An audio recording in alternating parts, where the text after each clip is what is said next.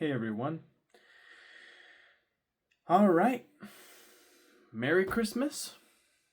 I'm recording this at 1:53 a.m. in the morning, but this is a video about yesterday, which was Christmas Eve.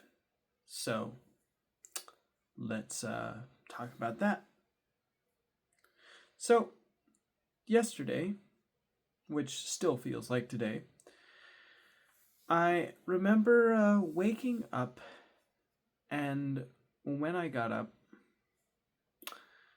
my mom and family friend were in the kitchen. My mom was heating up leftover tamales from yesterday for breakfast, and also the crepes from yesterday for breakfast.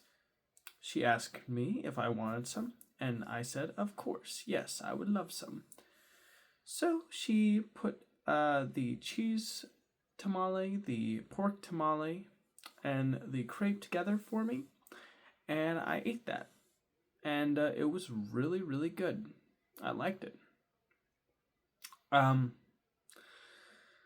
but of course, before any of that happened, when I woke up, I used the restroom. I actually checked my weight today because I was curious how much I've been gaining ever since I've been off my diet.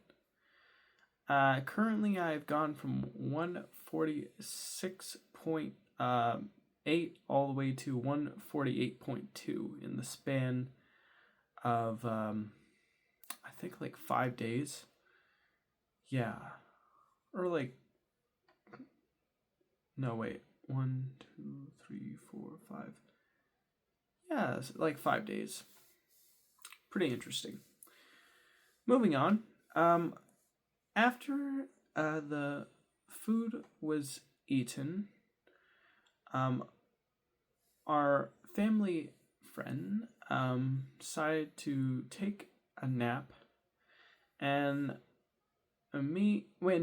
sorry, that's not what happened. What happened was that my mom was curious about the events that happened throughout the year, because usually around the time when the year's coming to a close, she enjoys looking up like videos about like the events of the year that were the most notable. So she found some news highlights on YouTube, and our family friend decided to watch the video with her. So they were watching that, and I decided to watch with them. Overall, it was pretty much a vast general overview of things like from natural disasters to political discourse to some goofy moments. But overall, it was just a mishmash. Couldn't really tell you what happened. It was just from beginning to end a montage of clips of like things happening. I guess like there's the first American Pope, and yeah, the Los Angeles fires, and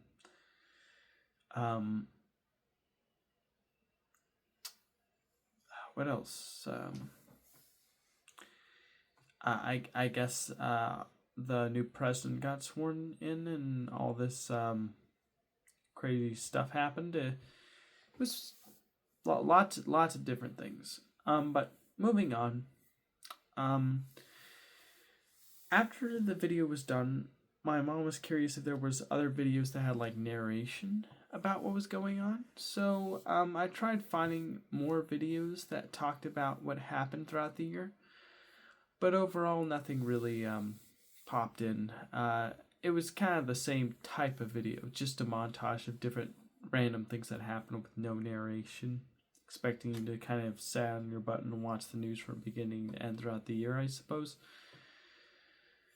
But moving on, there was a video recommended to us about there's this popular YouTuber who decided to go to the world's fattest town in England, Wales, I think, or Britain, Wales. So that looked interesting. So I turned that on, and we all watched it. The video could basically be surmised as a guy going to like the different like eateries and finding out why things like are as bad as they are, where the food's super cheap, the food that's bad for you, the food that's good for you is expensive and priced out and limited, and um, people have a hard time getting healthy there because the town is just really promotes the idea of eating fatty foods. So yeah, and the video had some humor to it. The guy who made the video definitely had a sense of humor. So that's pretty much the video. Afterwards, I remember that my sister got up.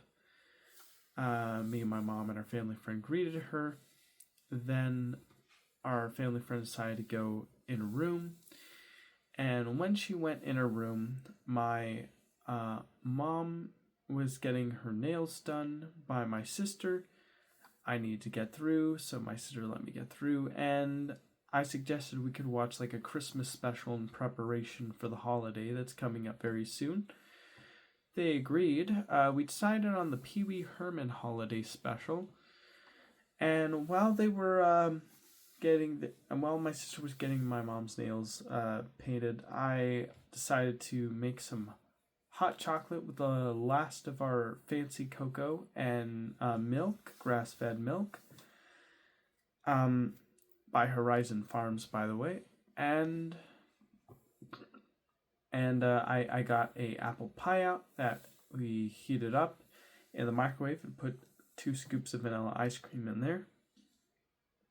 And yeah, by the time I was done getting everything ready, boiling the milk on the pan, measuring it so it was 3 cups, putting the hot chocolate and all that, I sat and was watching something with my mom. She already put something on the TV before we watched the Pee Wee Herman holiday special, and that was AJ from the Y-Files talking about why he's a socialist now. And basically it was like a video talking about like how like the big guys on top, like government, aren't really worth our time because they're basically a bunch of like entitled and like self-absorbed like narcissists, and the real people that deserve our attention and our affection are people who are like every day doing their jobs and just trying to get by and work really hard.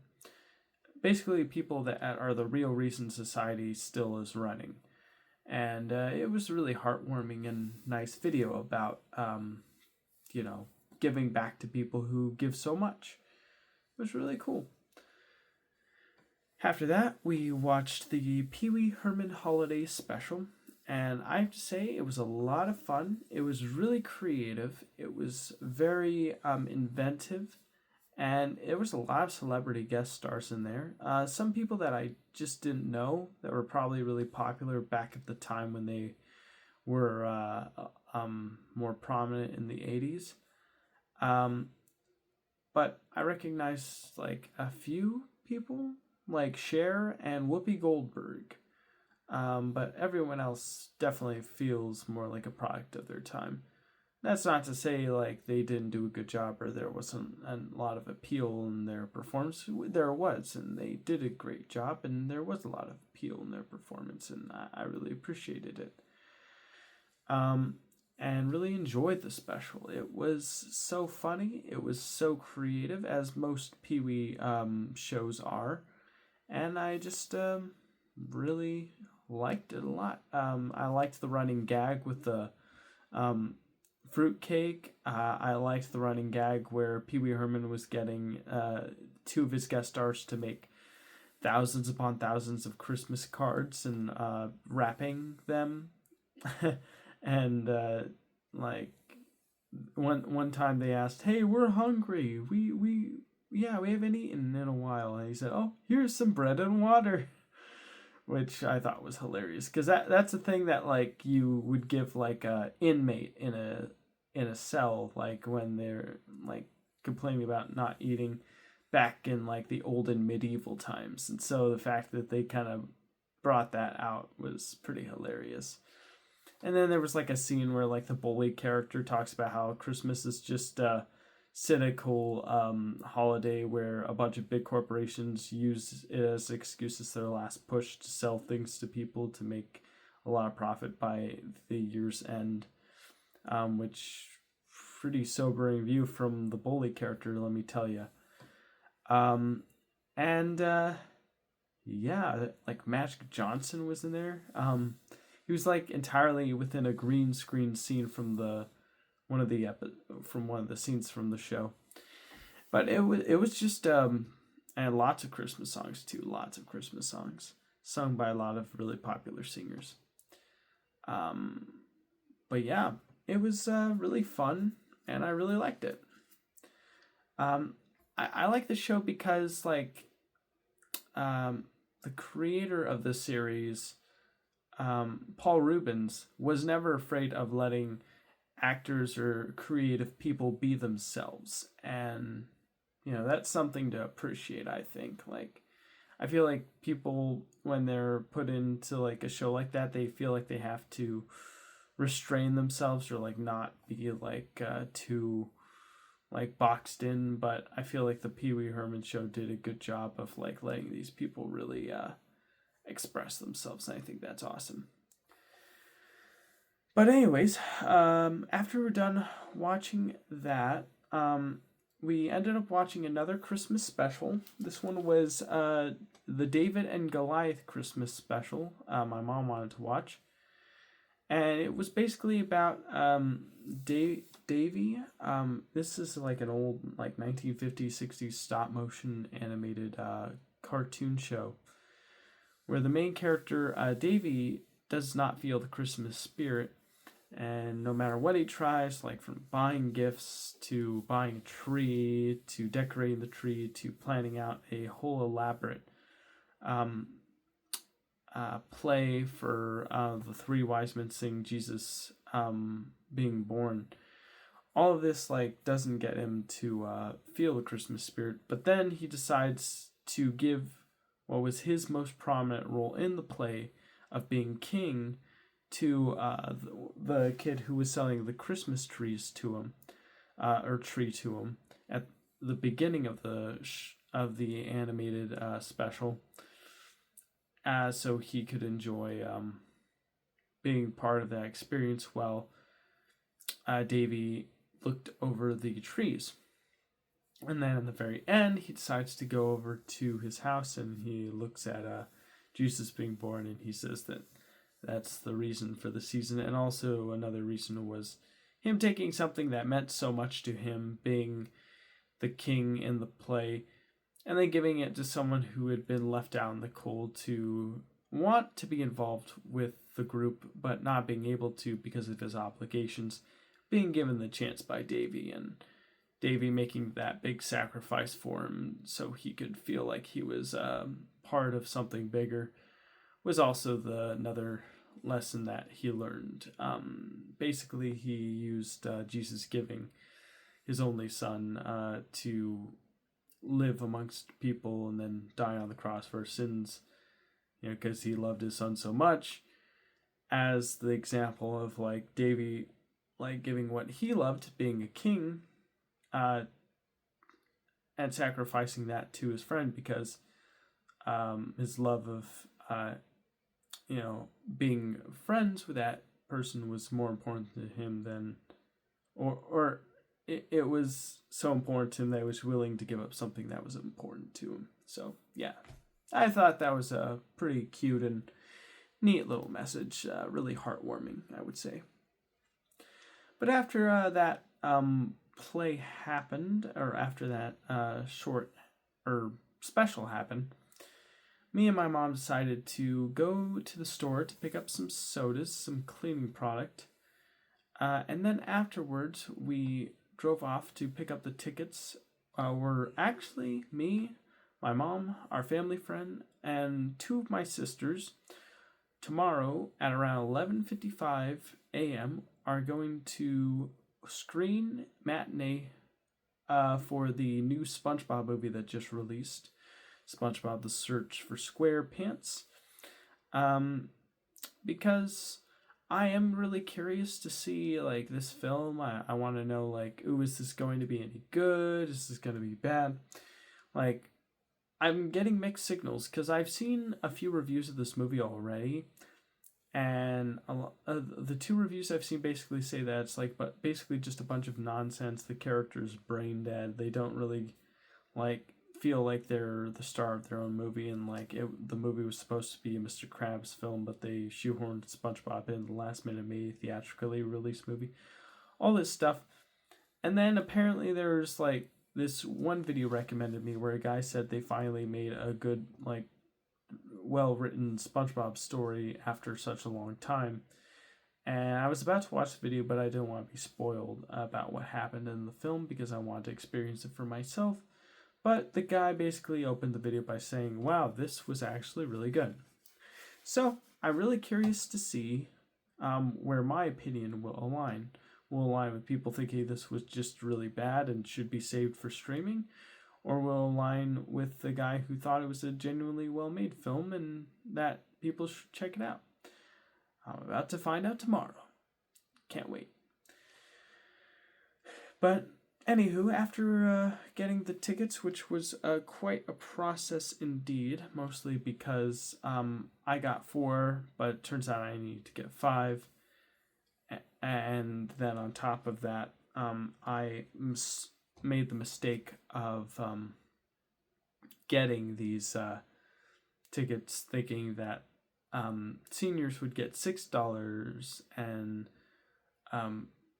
adults would get $9 for matinee price, but it turns out it's a blanket fee that's given to everyone where they have to pay $9, which I thought was pretty interesting. But anyways, after picking up the tickets and we drove home, dropped off the sodas, I decided to put in the new Indiana Jones game that I got, Indiana Jones and the Great Circle. I put in my PS5 and the disc was reading and copying, and as it was doing that, I was just using the restroom and making coffee, and my mom was reading the Bible to my sister as she was making sugar cookies. And once the game had fully downloaded and been put on the console, I decided to start playing it.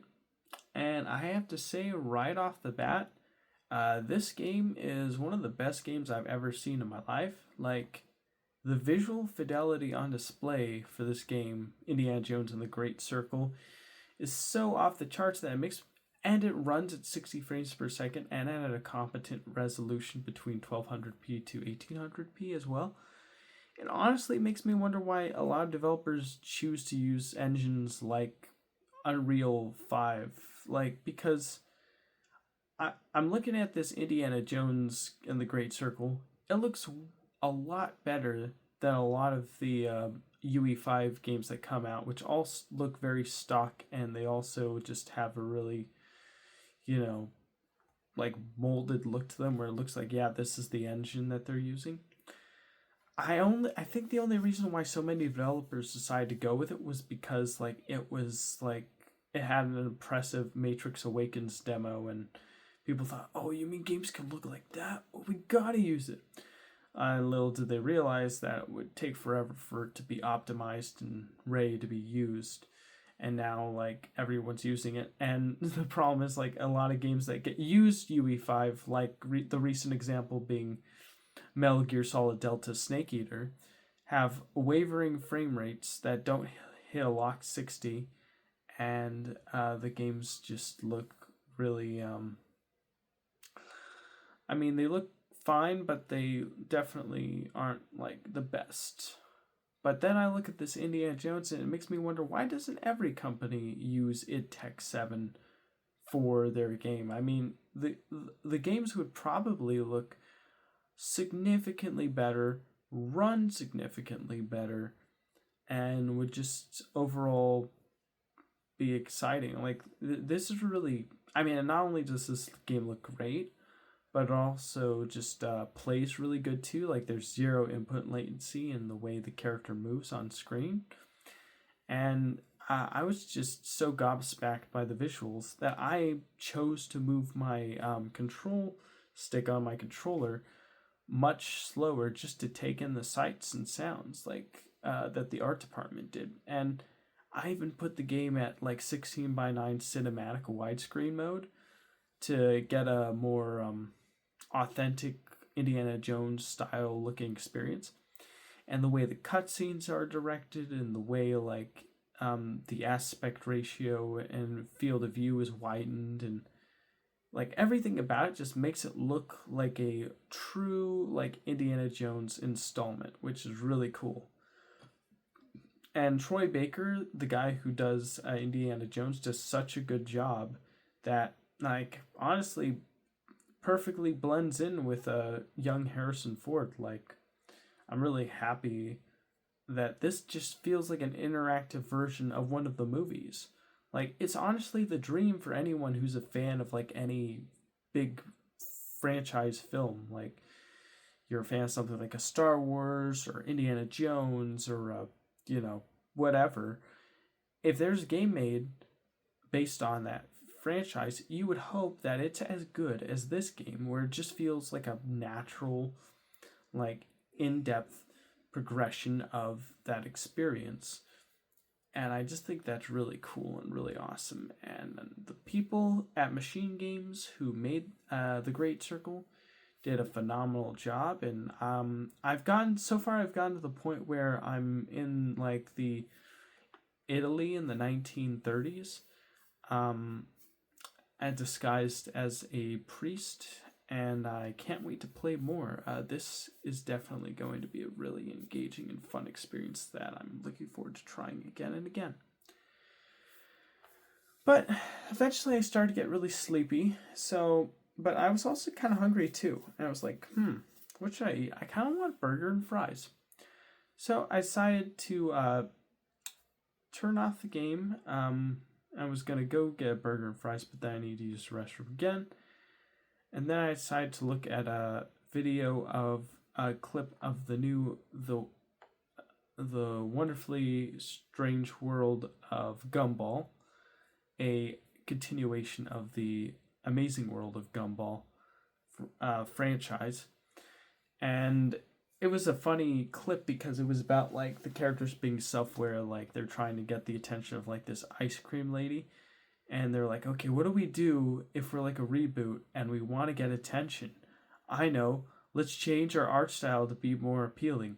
And so like they decide to like come in as like these fully animated 2D traditionally hand-drawn frame by frame like Disney Renaissance era quality animation version of these characters walking into the school, animated by former Disney animator and animator legend James Baxter.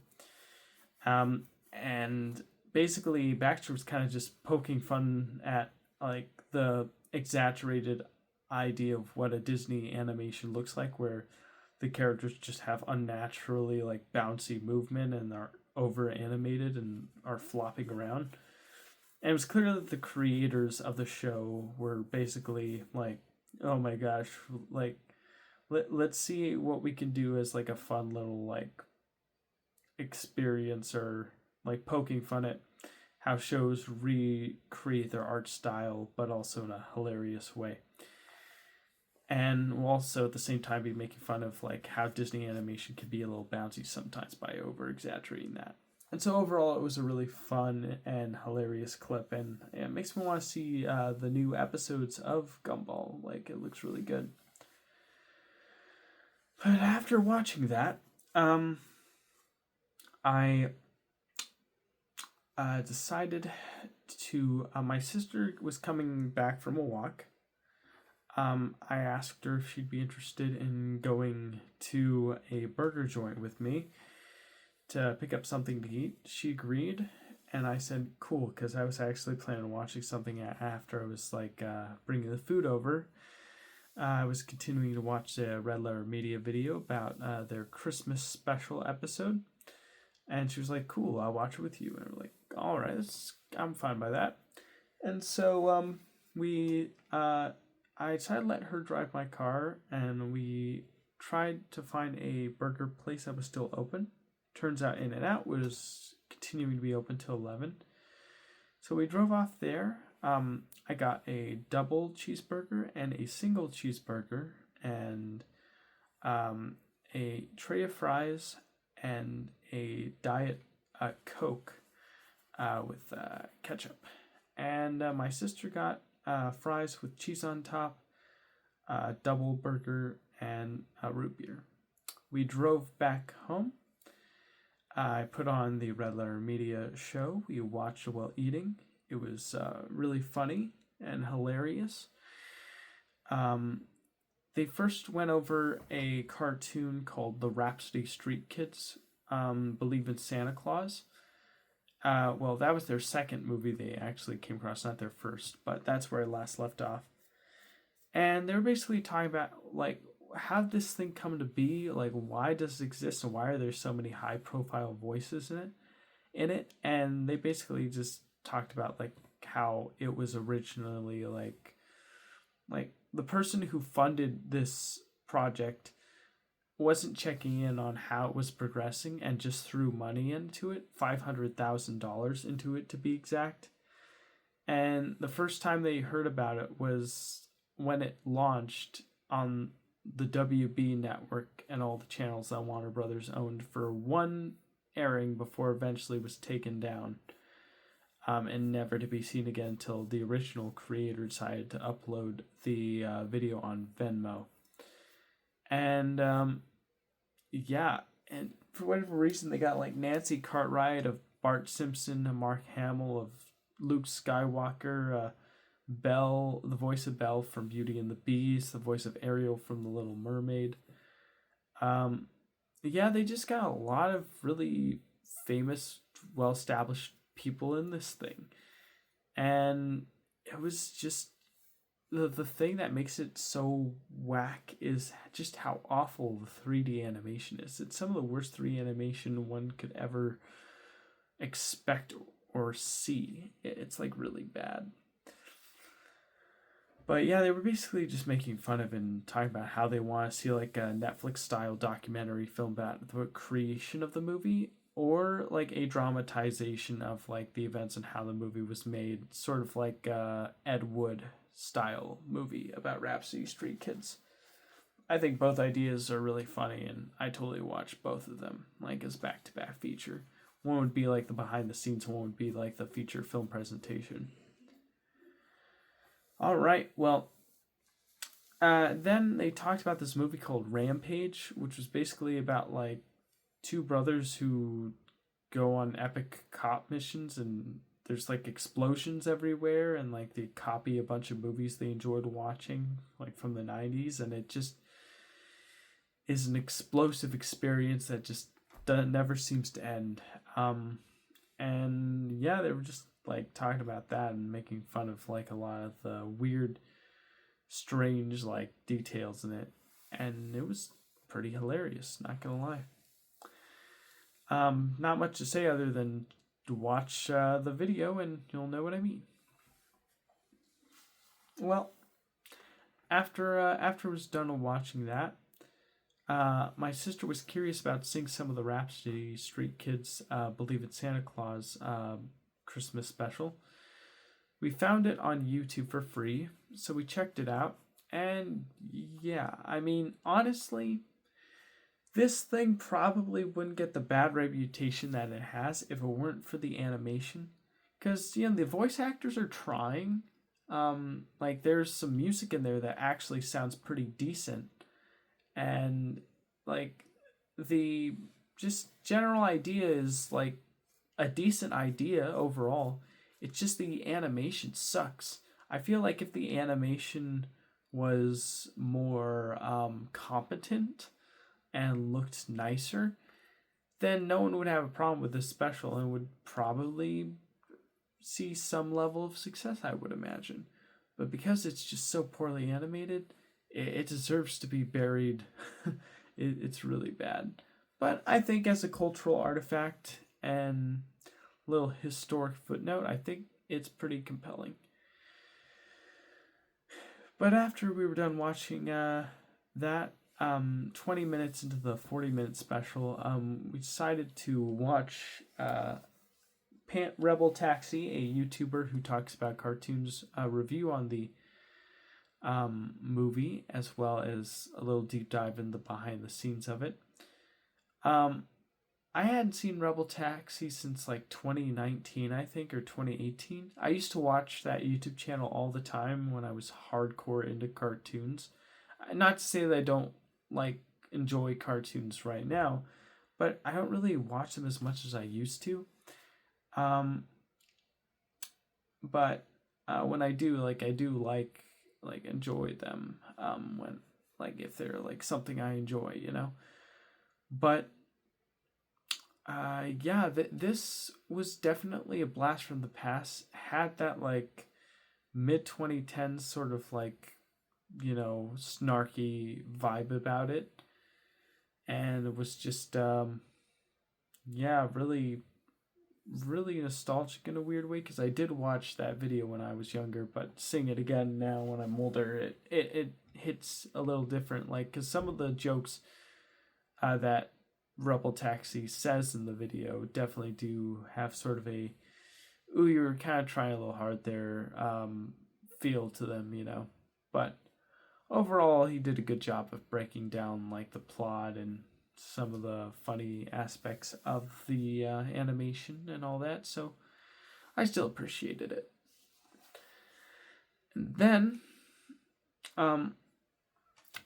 after that, I decided to listen to a video about a guy who was talking to different AIs about how humanity is not ready for superintelligence, and how if the AI bubble pops, it's not going to mean the end of AI. It's just going to mean a fast track towards superintelligence, which eventually will see humanity as too slow and unreasonable to work with, so we end up getting phased out and the AI ends up taking over. And we'll either just be left to our own devices, or we'll be we'll see the end. It'll be interesting to see how that plays out. I mean, this future's pretty crazy, not gonna lie. And after that, I decided to take my vitamins, brush my teeth, and make this update video. And that's pretty much my day in a nutshell. Overall, this Christmas Eve was pretty cool, pretty fun. Lots of Christmas specials, lots of sweets, fun little Christmas Eve meal with In-N-Out, and yeah, I mean, Christmas tomorrow is not really going to be normal because we kind of already had our Christmas celebration yesterday, or I guess the day before yesterday, since yesterday is, yes, well, never mind.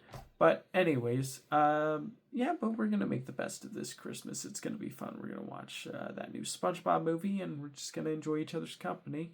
Me and my mom, our family friend, my sister, my other sister. So thank you for watching, and I will see you in the next video. Good night, everybody, and take care.